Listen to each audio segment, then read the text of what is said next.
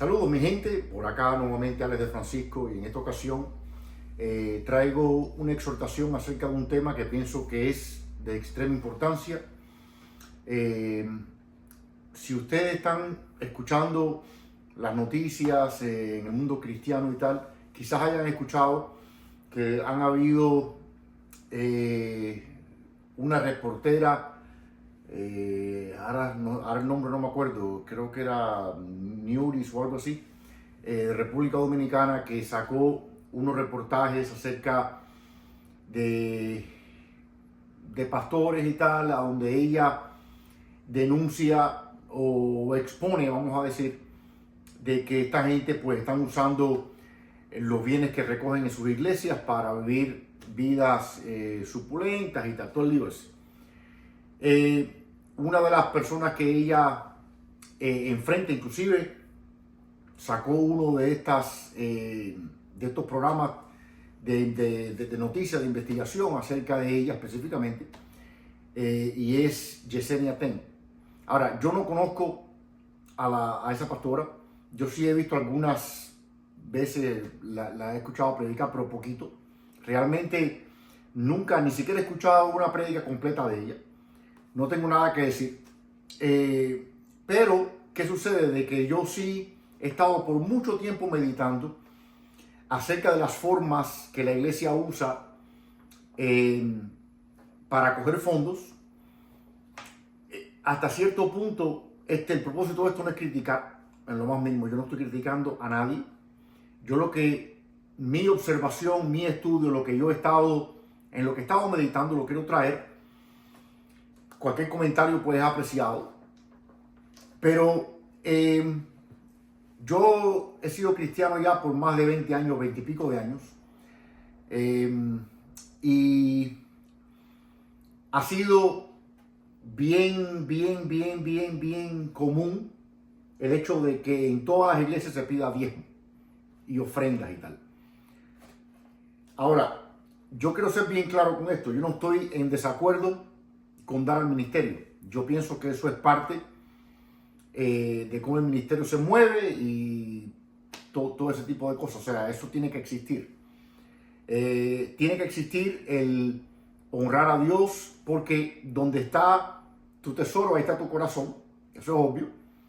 En lo que tú apoyas con tus recursos es a donde está tu corazón, es lo que tú amas. Entonces yo pienso que es necesario que esto exista. Al mismo tiempo, yo personalmente he llegado a la conclusión de que hay manipulación de quizás ciertas personas. No estoy diciendo de que sea a propósito, quizás es ignorancia, quizás hay algunos que sí es a propósito, se han dado cuenta de que es una forma de ganancia y vamos a manipular de todos modos. Pero sí he llegado a la conclusión que hay manipulación. Si un día cambio de opinión, bueno, a lo mejor en este momento pienso que hay manipulación. Y le he dado un poco de estudio a las escrituras desde el punto de vista histórico. Yo siempre he dicho, y tengo varios videos donde he hablado de la hermenéutica y la exégesis. Cuando tú vas a estudiar las escrituras, tú tienes que entrar un poco más profundamente que lo que el Logos nada más dice. El Logos está traducido al inglés o al español. O sea, careces de mucho entendimiento cuando haces sencillamente esto. Pero cuando tú entiendes aún lo básico de la hermenéutica y la exégesis, tú entiendes de que hay ciertas normas que tienen que ser seguidas para entender cómo internalizar lo que el mensaje de la escritura está diciendo. Y esto se hace llegando a puntos de contexto. En otras palabras, hay un sinnúmero de variaciones de contextos, los cuales se evalúan para llegar a una conclusión acerca de lo que una escritura quiere decir o no. Y yo quiero bien brevemente decir esto. Hay dos tipos, vamos a decir, de tiempos o de dispensaciones en los cuales en la Biblia se ve el diezmo. Y no estoy hablando de ofrenda, estoy hablando de diezmo. Estamos hablando de la era patriarcal, y después de la era patriarcal estamos hablando de la era del pacto mosaico, que es cuando Moisés establece el pacto y la ley. En la era patriarcal estamos hablando de que Jacob y Abraham diezman. Ahora vamos a analizar esto, porque Jacob, yo tengo aquí en mis notas, él promete diezmo de los bienes que Dios le diera en su viaje. Estos bienes a los cuales le pide a Dios que lo bendiga, es ropa y comida, son recursos, no es dinero, es ropa y comida. Ahora, en el lado de Abraham, él entrega el 10% a Melquisedec, pero es el 10% de un botín que él recupera. Él va a rescatar a su sobrino Lot. Había un sinnúmero de naciones que habían atacado a Sodoma y se habían llevado a Lot, y él pues bajo la fe en Dios, él va, porque él estaba en desventaja realmente, y él va y él pelea y él logra la victoria, contrario a toda predicción, pero él sabía que en quien él creía. Recupera a Lot y recupera el botín. Él regresa, sus soldados cobran por sus labores de ese botín. Él le da a Melquisedec el 10% y el resto se lo devuelve al rey de Sodoma. Qué interesante de que aquí, en primer lugar, tampoco está hablando de ningún tipo de salario, e inclusive tampoco es dinero por dinero, era un botín, ¿ok? Pero más aún, no era salario. En aquel momento ya Abraham era rico, él tenía recursos por todos lados. Él no sacó de eso para darle a Melquisedec, él saca del botín que él recupera y lo hace con el propósito de honrar la imagen de Dios, porque la imagen de Dios en aquel momento estaba representada por ese hombre que era rey de Salem y al mismo tiempo era sacerdote, rey y sacerdote. Y él, entendiendo de que este hombre era la representación del Señor, él sabía el milagro que Dios había hecho en él, él quiere honrarlo y le da el 10%. Ahora es importante entender esto. Según la historia y el contexto histórico, era costumbre en aquella área del Medio Oriente hacer esto en aquellos tiempos. Eso era costumbre, eso era algo que se acostumbraba. Cuando tú querías honrar o querías demostrar apreciación o agradecimiento, tú lo hacías con un 10%. O sea, desde el punto de vista contexto histórico, él estaba haciendo lo que se habituaba en aquel tiempo a hacer, pero lo hace con lo que yo estoy diciendo, lo hace del botín. Eso no salió de su riqueza personal, ni de su dinero, en lo más mínimo. Ahora, hay que entender esto, porque después viene la ley mosaica. En la ley mosaica había 3 diezmos. Había el diezmo que se daba para alimentar a la tribu de Leví, que está en Malaquías. Esto lo citan los pastores constantemente. Probadme ahora en esto, si no abriré las ventanas de los cielos y derramaré bendición sobre vosotros hasta que sobreabunde, y llama ladrones a los que no lo hacen. Ahora hay que entender de que esto era la ley mosaica dada única y exclusivamente para las 12 tribus de Israel, a donde 11 habían recibido herencia de tierra y la tribu de Leví no, porque la tribu de Leví fue llamada a ofrecer sacrificio en el templo las 24 horas del día.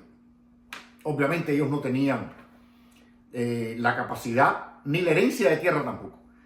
Y Dios a través de Moisés les dice: ustedes van a sacar el diezmo de la ganadería y de la agricultura. Es importante entender esto, porque el diezmo mosaico siempre fue ganadería y agricultura única y exclusivamente. Y esto está en Levíticos 27:30, a donde dice el fruto del suelo y de los árboles, las semillas, el grano, el vino, el aceite y frutas. Y el ganado, vacas, ovejas y cabras, en Levíticos 27:32. O sea, no es el único lugar, hay otros lugares también en las escrituras donde menciona esto. Pero bueno, aquí está hablando única y exclusivamente de diezmo, el cual este es el diezmo bajo la ley mosaica, que provenía de agricultura y ganadería, y única y exclusivamente para Israel. O sea, la gente que trabajaba construcción, la gente que trabajaba medicina, la gente que hacía otro tipo de negocio, no estaban metidos en ese grupo. Es importante entender esto, porque no todo el mundo diezmaba. Es más, déjame ponértelo así, Jesús nunca diezmó. En el tiempo en que Jesús nace y se desarrolla, él estuvo en la tierra 33 años, hasta que muere en la cruz. Él fue carpintero, él trabajó por 30 años en el negocio de su papá, de José, o de su padrastro, José. Era carpintero. Según la ley estricta, mosaica, un carpintero no tenía que diezmar absolutamente nada. Ellos sí colaboraban, porque habían otro tipo de, no sé cómo se llamaría, tarifas o no sé, a donde ellos sí daban ciertas monedas y tal, en el templo y todo ese lío. Pero hablando específicamente de diezmo, él no diezmaba. Pero déjenme decirles inclusivamente de que él tampoco recibía diezmo. Jesús era un rabí, obviamente, desde el punto de vista literal, era un rabí, el Hijo de Dios, pero en su capacidad externa hacia la gente era un rabí. Pero él no pertenecía a la tribu de Leví, él pertenecía a la tribu de Judá. O sea, de que nuevamente, según la ley estricta, mosaica, él no podía recibir diezmo. O sea, que él ni diezmó ni recibió diezmo. Esto es importante que se entienda. Muy importante que se entienda esto. ¿Por qué? Porque los diezmos, estamos hablando aquí de que pre-ley mosaica, estamos hablando de la era patriarcal. Jacob diezmó, Abraham diezmó. Jacob inclusive no hay ningún registro del destinario. Él sencillamente dijo, cuando tú me bendices y yo voy a darte de lo que yo 10%, porque esa era la costumbre. Y Abraham dio del botín 10%, una sola vez, y era voluntario. Muy importante que se entienda esto. No era obligado como el diezmo en la ley mosaica, era obligado. El área patriarcal era completamente voluntario. Ellos dieron porque ellos quisieron dar. Ahora, ¿qué sucede? De que si miramos, hay pastores que te dicen, sí, pero escucha esto. Hoy en día se mueve diferente, porque hoy en día es dinero. El diezmo, cuando el diezmo se rechazaba el dinero. Bajo la ley mosaica se rechazaba el dinero y está por todos lados. Tú no podías traer dinero, era o ganado o agricultura. Ah, no, sí, pero hoy en día es diferente, hoy en día. Y inclusive te dicen, sí, pero un momentico, porque Abraham, van atrás, dicen, Abraham diezmó 10% a Melquisedec. Y dice la Biblia de que Jesús es sumo sacerdote según el orden de Melquisedec. O sea, de que si él honró a Melquisedec, nosotros tenemos que honrar a Jesús. Yo he escuchado eso 1.000.000 de veces y quedo corto. Realmente mucho más. Pero vamos a analizar eso un momentico. ¿Qué es lo que quiere decir que Jesús es sumo sacerdote según el orden de Melquisedec? Melquisedec era rey y sacerdote. Era una tipología del Cristo. Luego de la ley mosaica se dividen esas dos labores. Los reyes eran reyes, los sacerdotes sacerdotes. Y la ley viene. La ley viene según Jesús mismo, por la dureza del corazón de ellos. Y lo expresa en el lado del divorcio. Él dice, sí, Moisés les dijo que se divorciaran por la dureza de su corazón. Pero desde el principio no era así. O sea, de que la ley, comenzando porque la ley vino por la dureza de sus corazones. Jesús no es sumo sacerdote según esa dispensación, es según la dispensación otra, a donde dice según el orden de Melquisedec, según la clase de Melquisedec, que era rey y sacerdote supremo. Ahora, hay que entender una cosa. Eso no tiene nada que ver con el recibir diezmo, no, porque Jesús nunca recibió diezmo. Yo lo vuelvo a decir, él pertenecía a Judá, él no pertenecía a Leví, y era carpintero. Él ni dio ni recibió diezmo nunca. Pero aún más, el diezmo que se le dio a Melquisedec fue voluntario. O sea que no es diezmo según la ley mosaica, que era obligatorio, que es lo que las iglesias hoy en día le dicen. No es obligado que tú diezmas, que diezmes, y meten miedo. Porque si no diezmas, eres un ladrón. Eres un ladrón si no diezmas. Y yo he escuchado, es más, no estoy criticándola, pero sí escuché a Yesenia, la pastora Yesenia Ten, decir, no, si no diezmas, por algún lado se te va a ir. Si no es que se te rompe la casa, que a un hijo le pasa algo. Nuevamente, yo no estoy criticando, ni yo estoy, pero déjame decirte que eso tiene un poquitico, eso es un poquitico extraño lo que estás diciendo ahí. Porque es como que le estás metiendo miedo a la gente, obligándolos a participar de algo que no tiene lógica en lo más mínimo. Y nuevamente no estoy hablando de dar, estoy hablando de diezmar, 10% del salario, que eso en sí nunca existió. Ay, padre. Es importante que entiendan, porque es que es mucha información. Es importante que se entienda lo que yo estoy diciendo acá. Ahora, fíjate qué interesante, de que Pablo dice en las Escrituras que así también ordenó el Señor a los que anuncian el Evangelio, que vivan del Evangelio. Porque esto te lo dicen ellos. No, yo tengo el derecho. Sí, cuando Pablo dice esto, la palabra para vivan es la palabra zav, que significa vivir en el sentido de mantenimiento. Significa provisión normal, provisión básica para vivir. No significa ostentación, ni significa millones de dólares, ni significa jets privados. No estoy diciendo que esté mal eso. Nuevamente, no estoy diciendo que esté mal eso. Yo lo que estoy diciendo es exactamente lo que significa esto aquí. Cuando dice el que anuncia el Evangelio, que viva de él, lo que está Pablo diciendo es que obtenga su mantenimiento de él. Pablo estaba viniendo de un contexto histórico.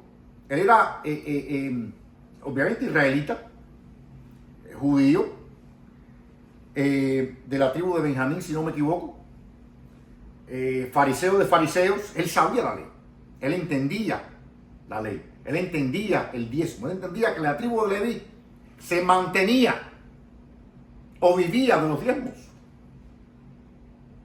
O sea, el propósito del diezmo, según la ley mosaica, era el mantenimiento de esta gente, la comida, para que pudieran vivir.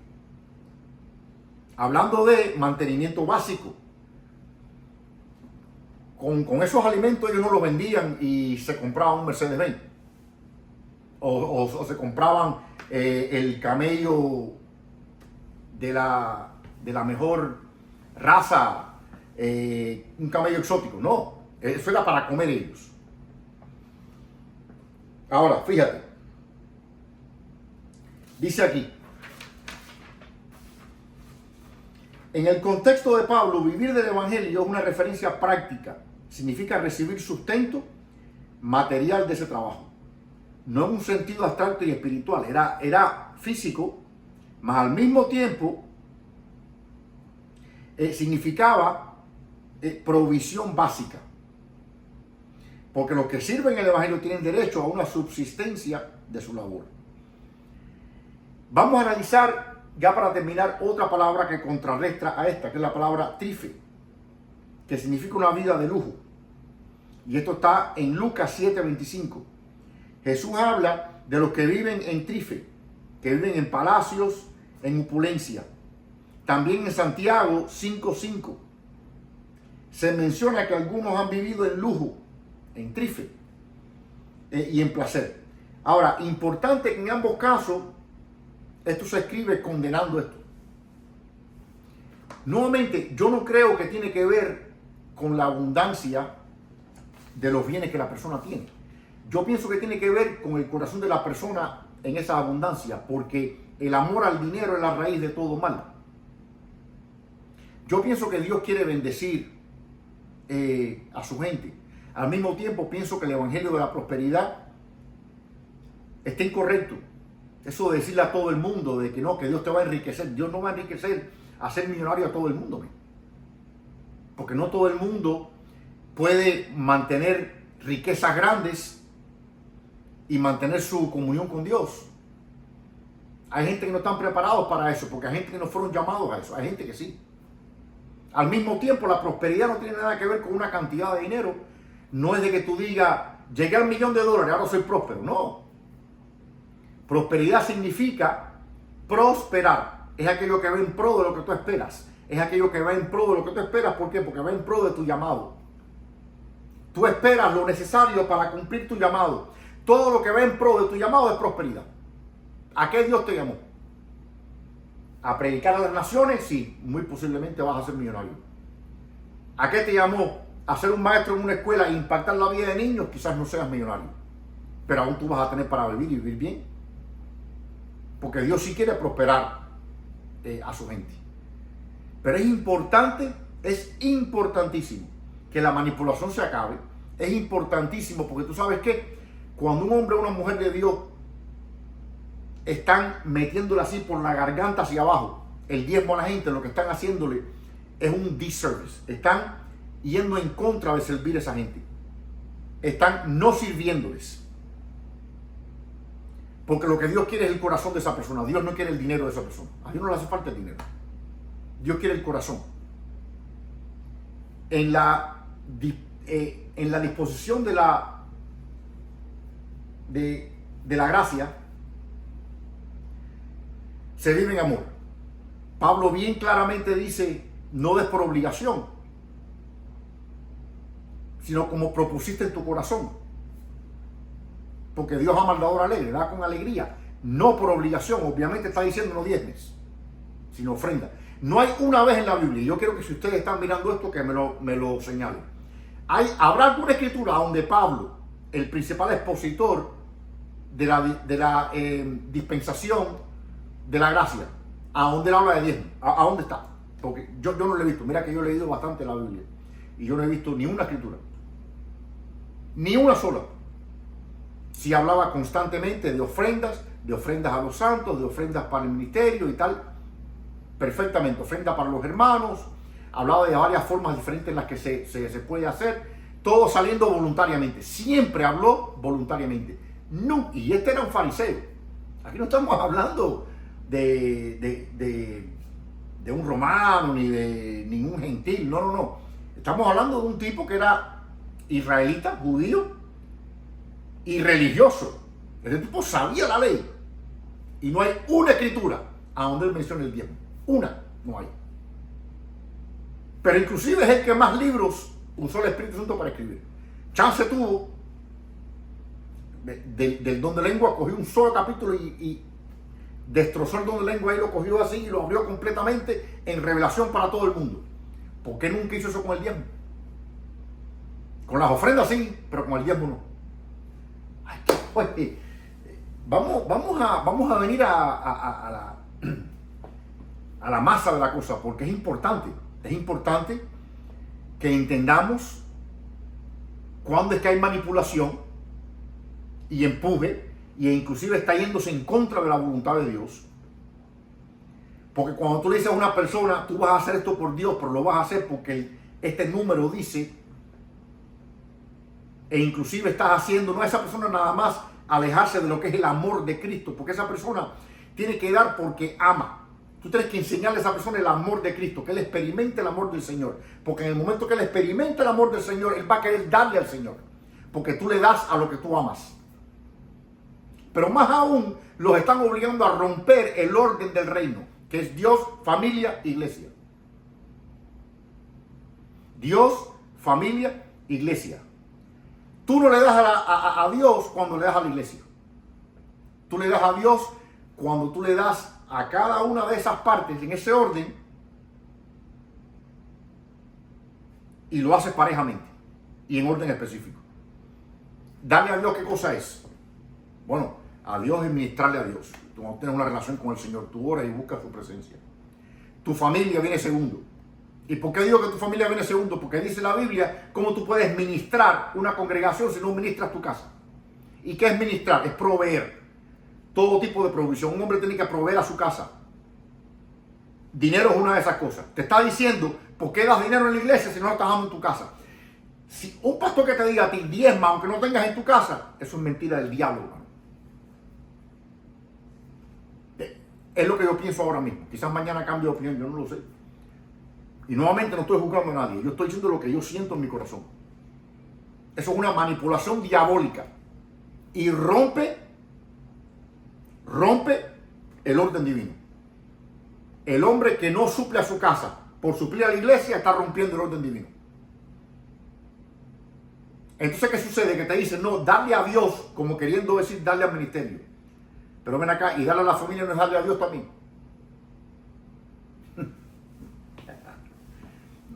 Claro que sí. Darle a Dios es darle a Dios en tu relación con Él, es darle a Dios en tu relación con tu familia y es darle a Dios en tu relación con todo lo demás, en tu ministerio. Todo eso es darle a Dios. Yo espero que este mensaje llegue.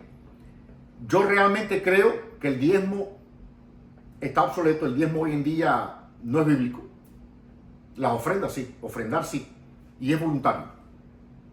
Dios está buscando el corazón de su hijo. Dios quiere tener un encuentro. Hay unos videos allá donde yo hablo de la completación del amor, el amor perfecto, echa fuera el temor. El amor que se ha completado, que leía, en la vida de un hombre. Ese amor es el amor que te permite a ti entender al Señor y amarlo al punto a donde tú das la... Es más, tú te quitas cosas para dar en su ministerio porque lo que tú quieres es complacer al Señor. Eso es lo que Dios está buscando. Dios no está buscando que tú, por un número que tienes que dar 10%, déjame sacar el 10 aquí. Eso siempre viene por el temor. O a lo mejor no siempre, pero en un sinnúmero de veces viene por el temor. Porque no, pero es que no tengo para mi familia, pero no, tengo que dar porque si no caigo en maldición. Ven acá, hermano, ¿qué clase de tontería es esa? ¿Qué clase de tontería es esa? Como eso mismo que estoy diciendo que escuché a la pastora Yesenia Ten decir, no, que si no el diezma, por algún lado se te va a ir. Oye, por favor, ni que Dios esté sacando cuenta, deja ver, no diezmó, vamos a quitarle esto aquí. Mano, eso no tiene sentido ninguno. Ningún sentido. Y nuevamente, yo no estoy criticando a nadie. Pero yo pienso que es hora de que despertemos como iglesia porque Dios está esperando que nos acerquemos a Él con un corazón sincero para que podamos realmente entender su amor y su misericordia y recibir de ella. Porque en ese momento es que el corazón del hombre y la vida del hombre cambia. Y en ese momento es que toda tu vida se vuelca hacia complacer al Señor. A ese punto es al que llegó Pablo cuando dijo, ya no vivo yo, sino Cristo vive en mí. Ese es el punto específico. Y no viene de ninguna ley ni de ninguna letra. Viene de la ley del amor, de la misericordia y de la gracia. Dios quiere que tú des, sí, pero Dios quiere que tú des porque lo amas. Que tú des de tu corazón, respetando el orden del reino. Dios no quiere que tú des nada en la iglesia si tu familia está pasando hambre, hermano. Entendamos esto. Vamos a orar y a terminar. Padre, en el nombre de Jesús, te doy gracias por esta palabra, Señor, que yo recibí y que yo estoy compartiendo con todo aquel que mira, Señor. Te pido que sus corazones reciban esto y que tú les hables, así como me has hablado a mí, y aún más. En el nombre de Jesucristo te doy gracias. Amén. Nos vemos a la próxima.